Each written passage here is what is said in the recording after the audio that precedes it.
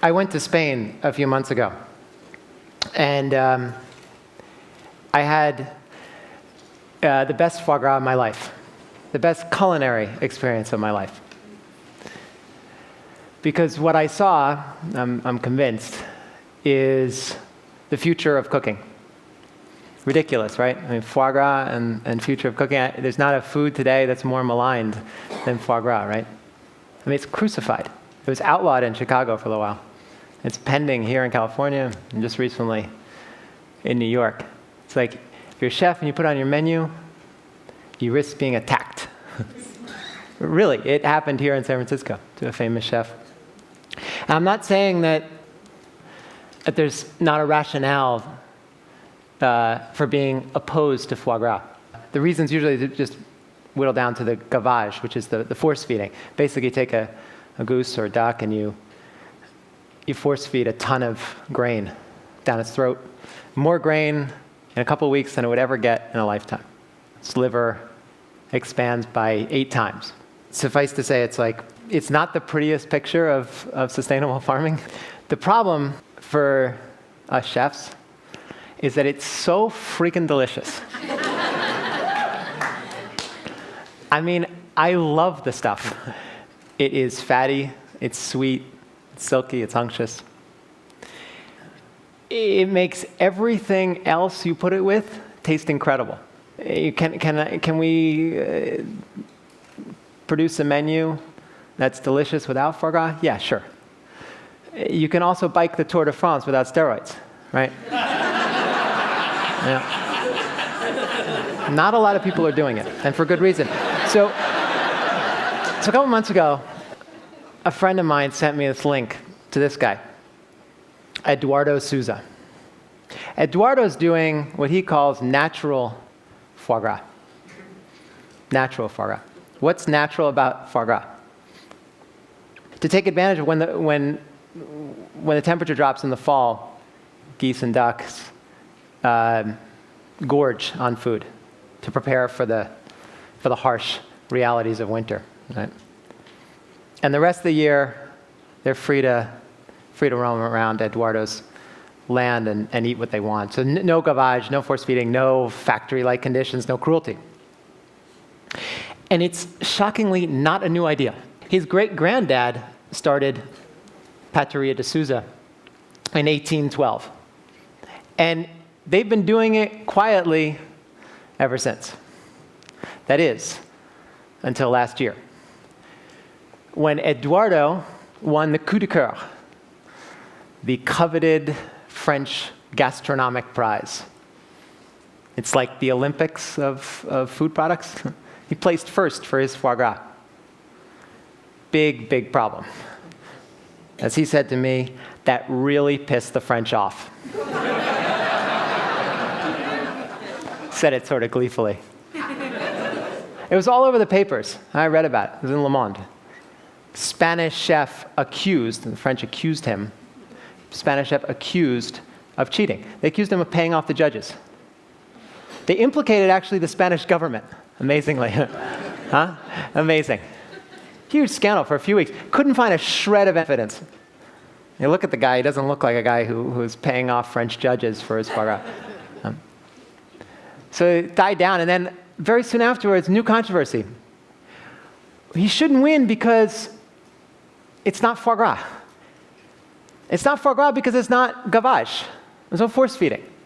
So by definition, he's lying and should be disqualified. As funny as it sounds articulated now and reading about it, actually, if we had talked about it before this controversy, I would have said, that's kind of true. You know, foie gras, by definition, force feeding, it's gavage, and that's what you get when you want foie gras. That is, until I went to Eduardo's farm in Extremadura, 50 miles north of Sevilla, right on the Portugal border. I saw firsthand a system that is incredibly complex, and then at the same time, everything beautiful in nature is utterly simple.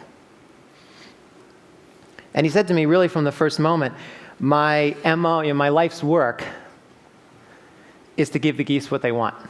He repeated that about 50 times in the 2 days I was with him. I'm just here to give the geese what they want. Actually, when I showed up, he was lying down with the geese with his cell phone, taking pictures of them, like his children, in the grass. Amazing.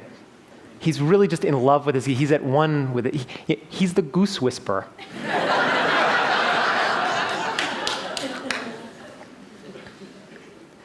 And when I was speaking to him, I thought, like I'm speaking to you now, right? But after, sort of in the middle of my questions, my excited questions, because the more I got to know him and his system, the more excited this whole idea became, he kept going like this to me. And I thought, okay, excited Jew from New York, right? I'm talking a little too aggressively, whatever. So, I slowed down. And finally, by the end of the day, I was like, Eduardo, like this. But he was still going like this. And I figured it out.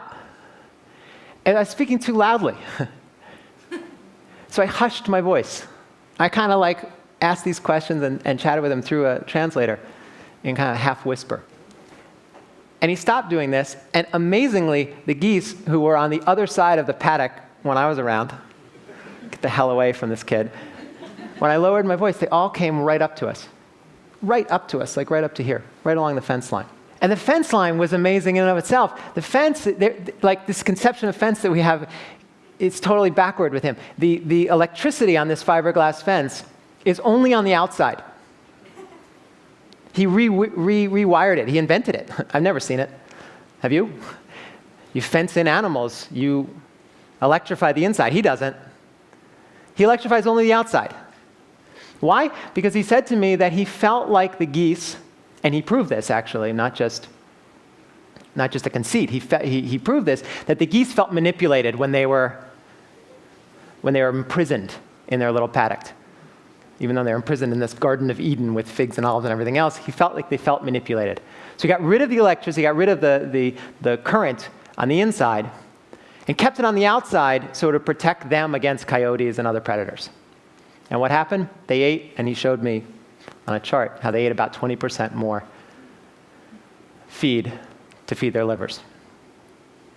The landscape is incredible. I mean, his farm is incredible. It really is the Garden of Eden. There's figs and olives and everything else there for the taking. And it's the irony of ironies because Extremadura, the area, what does Extremadura mean? Extra hard land, right? Extra difficult, extra hard. But over 4 generations, he and his family have literally transformed this extra hard land into a tasting menu of great delights for these geese. And they are allowed to take whatever they want. Another irony, the double irony, is that on the figs and the olives, Eduardo can make more money selling those than he can the foie gras. He doesn't care. He lets them take what they want, and he says, usually it's about 50%. They're very fair. The other 50%, he takes and he sells and he makes money on. Part of the income for his farm, a big part of his income for his farm. But he never controls it. They get what they want, they leave the rest for me, and I sell it. His biggest obstacle, really, was the marketplace, which demands these days bright yellow foie gras. That's how I've been trained. You want to look and see what good foie gras is, it's got to be bright yellow. It's the indication that it's best foie gras. Well, because he doesn't force feed, because he doesn't gavage tons of corn, his livers were pretty gray, or they were. But he found this wild plant called the lupin bush. Lupin bush, it's all around Extremadura. He let it go to seed. He took the seeds, he planted it on his 30 acres, all around. And the geese love the lupin bush, not for the bush, but for the seeds. And when they eat the seeds, their foie gras turns yellow. Radioactive yellow, bright yellow. Of the highest quality foie gras yellow I've ever seen. So I'm listening to all this, and I'm like, is this guy for real? Is he making some of this up? Is he like, what? Because he seemed to have an answer for everything, and it was always nature. It was never him. It was always like, and I always like, I don't know, I just get a little weirded out by people who deflect everything away from themselves, because really they want you to look at themselves, right? But he deflected everything away from his ingenuity into working with his landscape. So it's here I am on the fence about this guy, but increasingly eating up his every word. And we're sitting there, and I hear, like from a distance, I look over, and he grabs my arm, and the translator and ducks us under a bush. Says, "Watch this." Shh, says again for the 500th time to me, "Shh, watch this." There's a squadron of geese come over. And they're loud, getting louder, louder, louder, like really loud right over us. And like airport traffic control, as they start to go past us, they're called back. Shh. And they're called back and back and back. And then they circle around. And his geese are calling up now to the wild geese. And the wild geese are calling down. And it's getting louder and louder. And then they circle and circle and they land. And I'm just like, no way. No way. And I look at Eduardo, who's near tears looking at this. And I say, "You're telling me that your geese are calling to the wild geese to say, come for a visit?" And he says, no. They come to stay. They come to stay? It's like the DNA of a goose is to fly south in the winter, right? I said that. I said, "Isn't that what they're put on this earth for? Fly south in the winter and north when it gets warmer?" I said, no. Their DNA is to find the conditions that are conducive to life, to happiness. They find it here. They don't need anything more. They stop, they mate with his domesticated geese, and his flock continues. Think about that for a minute. That's brilliant, right? I mean, imagine a hog farm in like North Carolina, and a wild pig comes upon a factory farm and decides to stay. So how did it taste? We finally got to taste it before I left. He took me to his neighborhood restaurant, and he served me some of his foie gras, confit foie gras. It was incredible. And the problem with saying that, of course, is that, at this point, it like risks hyperbole like really easily. And I'd like to make a metaphor, but I don't have one really. I was drinking this guy's Kool-Aid so much, he could have served me goose feathers, and I would have been like, "This guy's a genius." I'm really in love with him at this point. But it truly was the best foie gras of my life, so much so that I don't think I had ever really had foie gras until that moment. I had something that was called foie gras. But this was transformative, really transformative. And I say to you, I might not stick to this, but I don't think I'll ever serve foie gras on my menu again because of that taste experience with Eduardo. It was sweet, it was unctuous, it had all the qualities of foie gras, but its fat had a lot of integrity and a lot of honesty, and you could taste herbs, you could taste spices. I mean, I kept saying, I said, I swear to God I tasted star anise. I was sure of it, and I'm not like some super taster, but I can taste things. There's 100% star anise. No. And then I started like going down the spices, and then finally I was like, okay, salt and pepper. Thinking, he salted and peppered his liver, but no. He takes the liver when he harvests the foie gras, he sticks them in this jar, and he confits it. No salt, no pepper, no oil, no spices. I said, what? He said, we went back out for the final tour of the farm, and he showed me the wild pepper plants and the plants that he made sure exist on his farm for salinity. He doesn't need salt and pepper, and he doesn't need spices because he's got this potpourri of herbs and flavors that his geese love to gorge on. I turned to him like sort of at the end of the meal, and it's a question I'd asked several times. He kind of hadn't answered me directly, but I said at the end of the meal, look, you're in Spain. Some of the greatest chefs in the world are in Ferran Adria, the preeminent chef of the world today, not that far from you. How come you don't give him this? How come no one's really heard of you? And it may be because of the wine or maybe because of my excitement. He answered me directly and he said, because chefs don't deserve my foie gras. And he was right. He was right. Chefs take foie gras and they make it their own. They create a dish where all the vectors point at us. With Eduardo, it's about the expression of nature.